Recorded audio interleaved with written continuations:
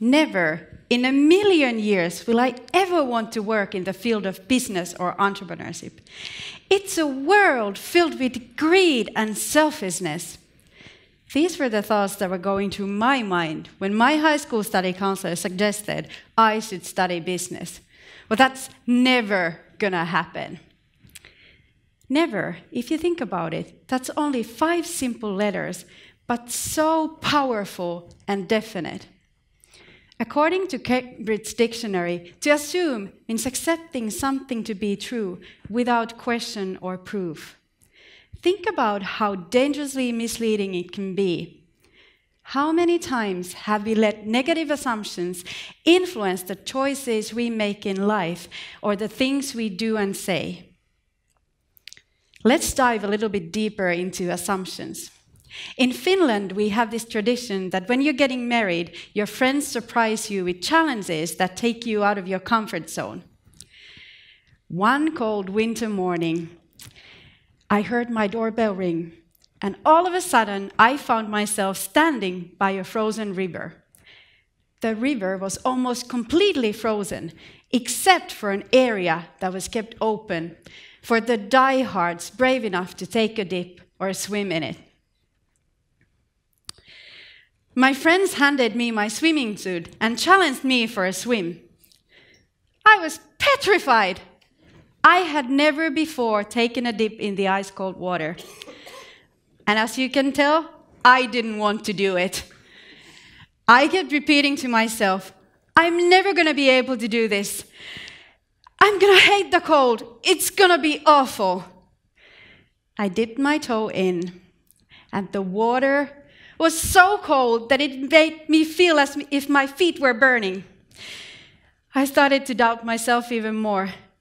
I'm never going to be able to do this, I thought, and I backed out. But eventually, I did praise myself enough, and I quickly dipped myself to my waist and ran out. And it was exactly like I had assumed. It was absolutely awful. I hated the cold water, and on that spot, I decided, I will never do this again. I will never deal with cold water again. My name is Kemppaala, and strangely enough, my work is largely related to entrepreneurship and ice-cold water. Our team has been awarded for contributing to Northern Finland's economic well-being, and I've been interviewed by papers such as Times and Newsweek about entrepreneurship and ice-cold water. What in the world happened to my nevers? Life in the North has taught me to challenge my assumptions and change the way I look at things. Shortly after my wedding, I graduated as a teacher, and I had a clear plan for my future. I would teach until I retire. But to my surprise, years later, I found myself working for a team whose job was to create a startup community. At that time, my city was facing an extreme crisis. A big company had decided to close its operations, and it led to a pool of highly talented professionals who were left without jobs. People all over Finland assumed our city would never get back on its feet. But instead of letting these pessimistic assumptions dim the future, the people of my city decided to adapt an attitude of sisu. Sisu is a Finnish word for a specific Arctic attitude. It's more than guts, it's more than perseverance, it's extraordinary bravery and determination in the face of extreme adversity. This mindset of resilience teaches that in times of crisis, you have 2 choices, and assumptions and challenges can be turned into opportunities. In times of crisis, you can either dwell on the past and assume it is the end and figuratively freeze to death. Or you can choose to act and find a way out of the ice bath life has put you in. That's what we call sisu. The people of my city chose to adapt their attitude, and they chose sisu. The community got together and all the experience and skills were channeled into new innovations and new companies were established. It didn't take long for me to realize that the assumptions I once had about business were far from the truth. The entrepreneurs I came to know were not greedy or selfish. Instead of complaining, they had identified a problem to which they were offering a solution.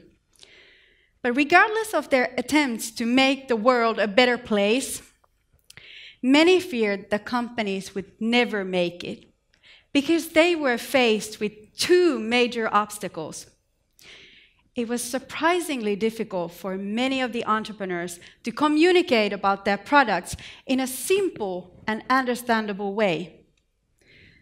In addition, the companies were struggling with the fact that they were hidden in the Arctic, in the remote city of Oulu, which for the majority of the world is more unknown than space. People may not have heard of Oulu before, but they have most likely heard of places such as Alaska, the Yukon, or Siberia. That's how far north Oulu is. For half of the year, it's dark, windy, and cold. So cold that even the sea freeze is completely over. But let's not highlight that, because many assume it would scare potential visitors away. Or would it really? Why do we often assume we should cover whatever it is that makes us different, or as we often assume, inferior to others? It could be our personal character traits, appearance, situation in life, or where we come from. Anything we consider not good enough. But what if instead, what if these so-called ugly parts would instead be the wow factors that make us stand out? As I was thinking about all this, it hit me. We should boldly embrace the cold. Sunny summers and beautiful beaches can be experienced pretty much at any latitude. But walking on a frozen sea, surrounded by ice and snow, is only possible at certain remote Arctic locations. We should use this for our advantage and do business the Arctic way. I immediately grabbed my phone and called my colleague Matti, and enthusiastically I told him, I just had an idea. I know how we can help the startups to communicate more effectively and how to make the world aware of Oulu. Let's carve a hole in the frozen Baltic Sea, invite startups in it to pitch their products. The cold water will definitely force them to cut to the chase and focus only on the essentials. And this is something the world would definitely want to see. There was a long silence on the other end of the phone. Finally, Matti broke the silence and said, Mia, this is so crazy that we absolutely have to do it. I'm sure we all have had ridiculous and crazy ideas such as this, but too often these wild ideas are extinguished by the negative assumptions. Those that say, it would never work, that's just too crazy. Ideas, they're like sparks. They dim as easily as they light up, unless you have people around you who are ready to fan the flame. I was fortunate enough to have the right kind of people around, and together we turned the idea into polar bear pitching, a globally trademarked concept where talks are given inside of an ice hole in the frozen Baltic Sea. Not only have startups from various parts of the world accepted the challenge, but so have influencers, industry leaders, ambassadors, and even the Interior Minister of Finland. Over the years, the event has inspired stories that have been told throughout the world. There were many who told us that we would never be able to get an out-of-the-box idea into the market and in only 4 months. It is common to assume that you need to have a perfect plan with every single step and detail carefully planned out before you can act. But people in the North know that in order to survive in the cold, you cannot stand still too long. You have to keep on going, even when you can't really see clearly ahead. And sometimes, in the wilderness, there might not even be roads to follow, but in those moments, you just need to focus on the North Star and let it guide your way. We knew that we needed to act immediately because overthinking would freeze us. And we kept going, even when we hadn't figured out all the answers, like where to get money. But we knew that what we were doing and why, but we didn't know how to do things. But we were confident that as long as we stayed focused on our vision and let it guide us like the North Star, we would find the how along the way. Let me give you an example. We needed to test the idea with our target group because we couldn't just rely on our own assumptions. But we didn't have money to get a booth at a large startup event. But instead of focusing on what we didn't have, we decided to focus on what we had. Well, what if instead we would have a mascot, a polar bear who would stand out in the crowd? Soon we discovered that it would take about 3 to 4 months and 10 to 15,000 euros to prepare a professional custom-made outfit. We didn't have the time or the money. Was it time for us to quit? No, absolutely not. There are always alternative ways to do things. I Googled some bear outfits for babies, bought some fabric, and went to a local dressmaker. We need something like this, but not for a baby, but for a man, sized like this. And so, in less than a week, J-Bear was born, and we were ready to find out what others thought of our idea. We got great feedback from people. This was something they definitely wanted to see. Although many assumed we would never be able to find any entrepreneurs who would be willing to step into the icy water. But we didn't let these doubts dim our vision because we believed that our enthusiasm would be contagious. And indeed, it was. I personally persuaded and convinced many startups to pitch in the icy waters. They gave me 10 reasons why they shouldn't, and I gave them 20 why they should. Are you crazy? I could never wear a bikini in front of investors. Oh, don't worry, you can wear anything you want as long as it's not something that is insulating, like a wetsuit. Well, one day, the tables were turned. Nina, one of the entrepreneurs I personally talked into pitching, invited me to join her team for a swim in the ice water. Once again, I was petrified, but with a smile on my face, I responded, "I'd love that." There was nothing else I could do but practice what I preach. And in that very moment, I understood that even though I couldn't change the circumstances, I could change the way I look at things. I realized that during the first time with the ice-cold water, I never gave it a proper chance. I refused to see anything but my negative assumptions, even so that they became a self-fulfilling prophecy.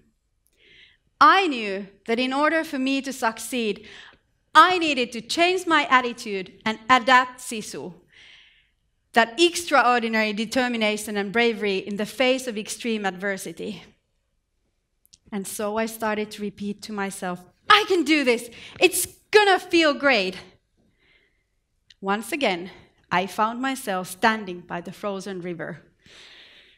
As I was about to step in, not only could I feel the Arctic wind, but also fear taking over again.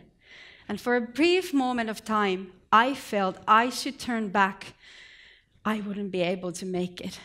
But exactly then, Nina calmly looked me into my eyes and taught me an important lesson that applies to any challenging situation in life. She said, "The most important thing is to keep going and not stop, even when you feel like you want to back out. You might feel as if you're out of breath, but just take a deep breath and relax. It will pass."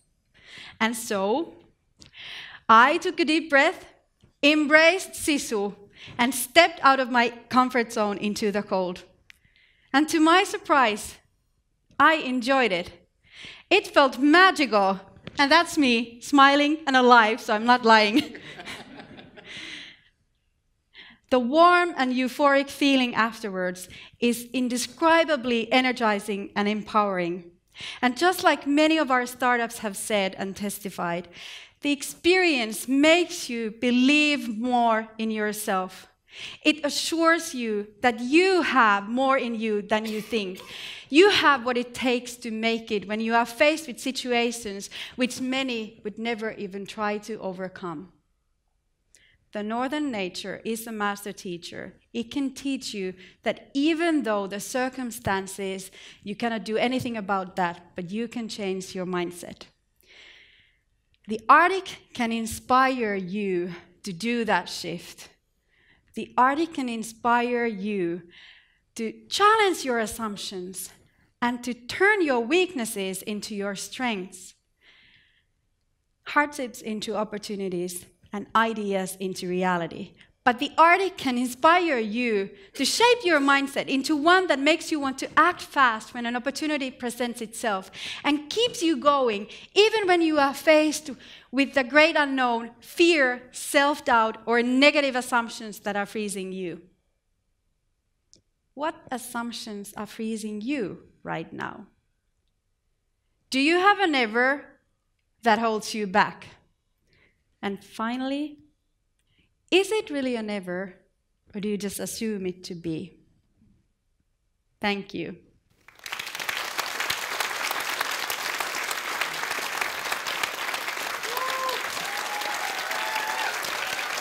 Thank you.